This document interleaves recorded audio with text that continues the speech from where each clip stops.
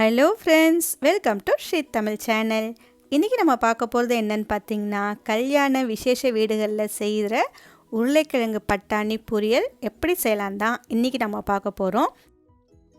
எல்லோருக்குமே ரொம்ப பிடிச்ச இந்த பட்டாணி உருளைக்கிழங்கு பொரியல் ரொம்ப சுலபமாக வீட்டில் எப்படி செய்யலான்னு வாங்க பார்க்கலாம்.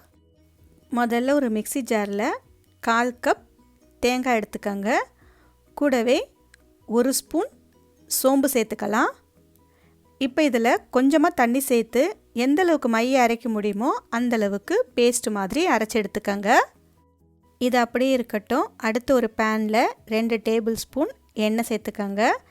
இப்போ இதில் ஒரு சின்ன துண்டு பட்டை, 2 கிராம்பு சேர்த்து தாளிச்சிக்கலாம். இது லேசாக பொரிஞ்சதும் ஒரு பெரிய வெங்காயத்தை பொடியாக நறுக்கி சேர்த்துக்கோங்க. இந்த வெங்காயம் கண்ணாடி பதம் வர வரைக்கும் நாம் இதை வதக்கி விட்டுக்கலாம். கொஞ்சமாக கருவேப்பிலை சேர்த்துக்கோங்க. 1 ஸ்பூன் இஞ்சி பூண்டு விழுது சேர்த்துக்கோங்க.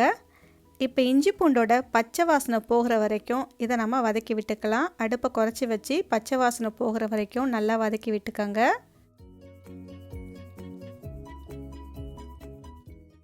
அடுத்து ஒரு மீடியம் சைஸ் தக்காளியை பொடியாக நறுக்கி சேர்த்துக்கோங்க.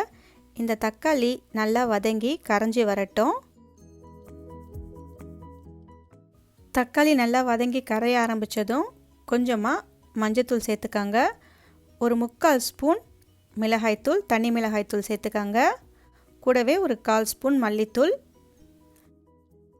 இப்போ அடுப்பை நல்லா குறைச்சி வச்சு இந்த மிளகாய்த்தூளோட பச்சை வாசனை போகிற வரைக்கும் 1 நிமிஷத்துக்கு லேசாக வதக்கி விட்டுக்கோங்க.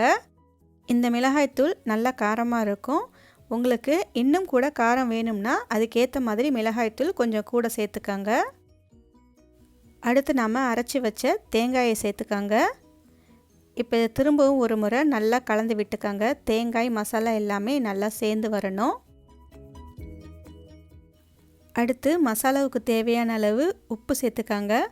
உருளைக்கிழங்குல கொஞ்சமாக உப்பு சேர்த்து வேக வச்சு எடுத்து வச்சுருக்கேன். அதனால் இதில் உப்பு கம்மியாக சேர்த்துருக்கேன். ஒருவேளை நீங்கள் சேர்க்கலன்னா இதில் கொஞ்சம் உப்பு கூடவே சேர்த்துக்கோங்க. மசாலா எல்லாம் சேர்ந்து வரத்துக்காக ஒரு 2 டேபிள் ஸ்பூன் மட்டும் தண்ணி சேர்த்து ஒரு முறை நல்லா கலந்து விட்டுக்கோங்க.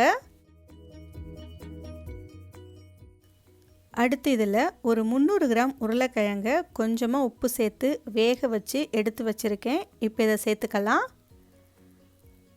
கூடவே ஒரு 1/4 கப் வேக வச்ச பட்டாணி. இப்போ இது எல்லாத்தையும் ஒரு முறை எல்லா மசாலாவும் படுற மாதிரி கலந்து விட்டுக்கோங்க. ஒரு முறை நல்லா கலந்து விட்டதுக்கு அப்புறமா அடுப்பை நல்லா குறைச்சி வச்சுட்டு மூடி போட்டு ஒரு 5 நிமிஷம் வேக விடுங்க. இடையில திறந்து கலந்து விட்டுக்கோங்க, இல்லைன்னா அடி பிடிச்சிடும். 5 நிமிஷத்துக்கு அப்புறம் திறந்து கடைசியாக கொஞ்சமாக கொத்தமல்லி இலை சேர்த்தோம்னா சூப்பரான உருளைக்கிழங்கு பட்டாணி பொரியல் ரெடி ஆகிடும். அவ்வளவுதான் ஃப்ரெண்ட்ஸ். இதை சுட சுட சாம்பார் சாதம், ரசம் சாதம், தயிர் சாதம், சப்பாத்தி, பூரி அப்படின்னு எல்லாத்துக்கூடையும் ரொம்பவே சூப்பராக இருக்கும். இதை உங்கள் வீட்டில் ஒரு முறை ட்ரை பண்ணி பார்த்துட்டு எப்படி இருக்குன்னு சொல்லுங்கள். இந்த ரெசிபி உங்களுக்கு பிடிச்சிருந்தா லைக் பண்ணுங்கள், ஷேர் பண்ணுங்கள், ஸ்ரீ தமிழ் சேனலுக்கு சப்ஸ்கிரைப் பண்ணுங்கள். தேங்க்ஸ் ஃபார் வாட்சிங்.